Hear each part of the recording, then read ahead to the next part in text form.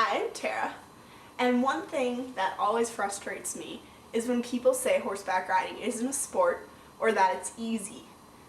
Now, people say this often, and it really makes me mad because these are usually people who have ridden once or twice or haven't ridden a horse at all, and they just assume that it is easy and that you're sitting on a horse doing nothing.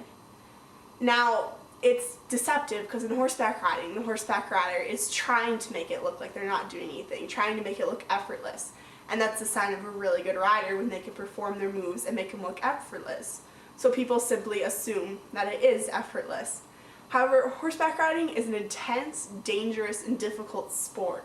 It requires a lot of athleticism, ability, finesse, timing, muscle, a combination of a lot of different things in order to be able to ride a horse effectively. So to the people who say horseback riding isn't a sport or that it's easy, I suggest that they don't judge things until they try them. People like to judge things that they don't know about quite often in today's society. But I guarantee after a long riding lesson, your muscles will be aching.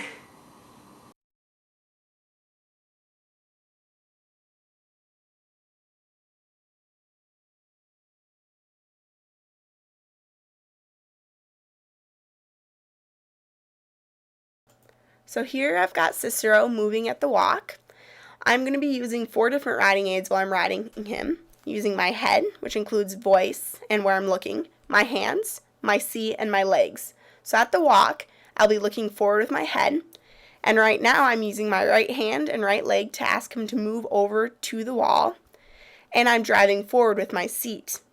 Then I cue him to trot. I'm going to use my head to click and look forward.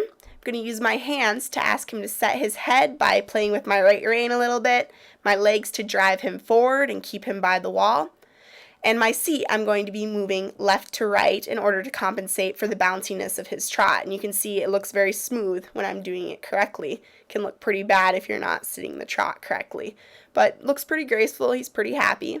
Having to do a lot of things to maintain this. Now I'm going into a posting trot, and as you can see, I'm going up and down with the rhythm of the horse. And I'm still doing all those things, looking forward with my head, using my reins a little bit, driving forward with my legs. I'm going to go in a little circle here, and that is to get him balanced and prepared for what we're going to do, which is called a shoulder in. And what he's going to do is bring his shoulder off the wall. His front legs are going to be off the track, and his hind legs are going to stay on the track. You can see right there particularly. That was pretty good. And so while I'm doing that, I'm looking forward, I'm bringing my left leg back, I am putting weight, right leg back, I'm putting weight in my left stirrup, and I should be looking up. I'm not doing that quite as well as I should be, but that's what I should be doing with my head, all while maintaining the forward motion. And here I'm going to ask him to continue his nice trot and go in a little circle, and he's going to spook a little bit, and I take my right rein and compensate for that right away. Driving him forward using a little right leg, looking forward where I want to go, and maintaining the forward motion. So I have to do a lot to keep this horse moving. He's very spooky, so he'll spook at the block a little bit and all that. Here I'm asking him to go sideways, so I'm going to be playing with my reins to get the right moment and going to bring my right leg back to push his hindquarters over, as you saw. And we're going to maintain it. Go in a little trot transition here. I'm going to let him have his head. And he likes to stretch forward and downward because these moves put strain on his neck muscle and really require a lot of muscle to hold the pose. So it's just like a little stretch break for him. Still maintaining the forward trot and moving really forward there, extending the trot and faster motion in my posting trot. Here I'm just asking him to go down the wall, and you can see he's kind of getting nervous about the block, so I'm having to drive him forward a lot. Here I'm doing nothing. I'm just sitting on the horse, and this is an example of me doing absolutely nothing on the horse. Doesn't look happy. He's going to spook a little bit. Just doesn't look as pretty as it does when I'm actually riding the horse. It's not comfortable for me. It's not comfortable for the horse. He wasn't very happy about that, so I didn't do it for very long. Here we're going to switch into the canter, and he's on a right lead canter since we're going to the right. And the canter especially, I am flexing my hips and my abs to drive him forward, keep him balanced. I'm still playing with my hands to keep him on the bit and balanced, and I'm looking forward and driving forward to keep the forward momentum going. Here we're going to the left. We're going to do a simple lead change here. So I'm going to go down to a trot, and then I'm going to pick up the different lead of the canter. So you can see his right leg is leading now. We'll go through the middle. And when I'm doing this transition, I sit back for a second, I breathe out, relax, and then I look the other direction, scoop with my hips, and he'll go off on the left lead like he did right there. So that requires a lot of balance on the part of the horse and the rider in order to do that. Here we're going to start working on pirouettes, and as you can see, I'm doing a small circle. I'm going to be sitting back. I'm going to be asking him to do even a smaller circle if he can. So I'm going to be bringing my right leg forward to push him over. I'm going to lift my left rein up. I'm going to be looking forward, driving with my seat, keeping the motion of the canter well in a small circle, which is very difficult to do. See, we faltered there a little bit.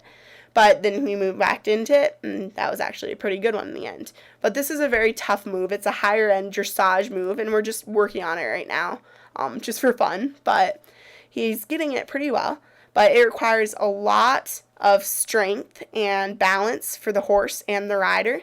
You have to really sit back, which is hard. You have to drive with your hips, keep the motion going, push with the right leg, use the right timing for your reins. It's a combination of a lot of things. And this isn't something you'd see beginning riders or a person just sitting on a horse doing. It's a very difficult move to maintain.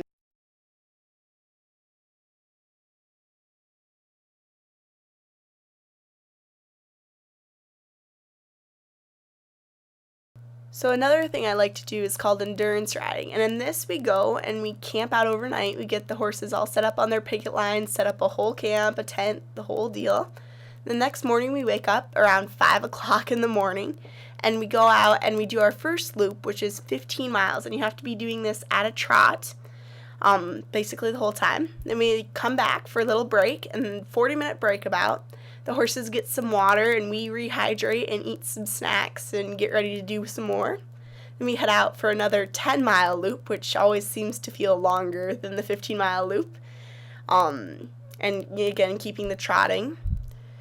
And we're very happy when it's over and feel very accomplished after riding 25 miles in about 4 hours. So you have to really go fast. It's good exercise. Then we take a little break. We let the horses eat and drink some, and we eat and drink some. About 10 minutes you have. And then you do a vet check. And they check the pulse and the respiration of the horse and to make sure they're healthy and they have no swellings. So they check all kinds of things and deduct points if something's wrong.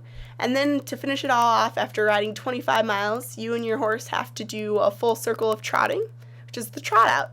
So endurance riding is quite the sport. It takes a lot of stamina and strength to be able to ride 25 miles at the trot. You only have 4 to 4.5 hours depending on the terrain. So it is a very intense equestrian sport. So as you can see, the type of riding I do is a sport, and it's anything but just sitting on the horse. Even riding my horse in the arena, I'm doing several things at once, have to have the right timing in order to get him to do what I want him to do. When I was just sitting there, things didn't look quite as pretty as they did when I was actually riding the horse. Also, when I talked about my endurance riding, and endurance riding is truly an equestrian sport. We ride 25 miles in 4 hours, and after riding that 25 miles, not posting trot the whole time, we pack up our gear, load up our horses, bring everything home, unpack stuff, unpack hay bales, unpack water, lots of stuff. So it's not only the actual competition, but the stuff afterwards that constitutes this as a sport, and extremely physically demanding day. So horseback riding is a sport, and it's extremely difficult. A wise horseman once told me that there's a difference between horseback riding and actually riding the horse. Horseback riding would be like sitting on a horse, walking on a trail ride. But actually riding the horse is communicating with the horse, using your muscles, your weight, your voice, all of your riding aids in order to influence the horse and have them do what you want them to do. And that is an art as well as a sport. Horseback riding is extremely dangerous, difficult, demanding sport. And to anybody who thinks that it isn't, I suggest they give it a try or learn more about it before judging it. Thanks.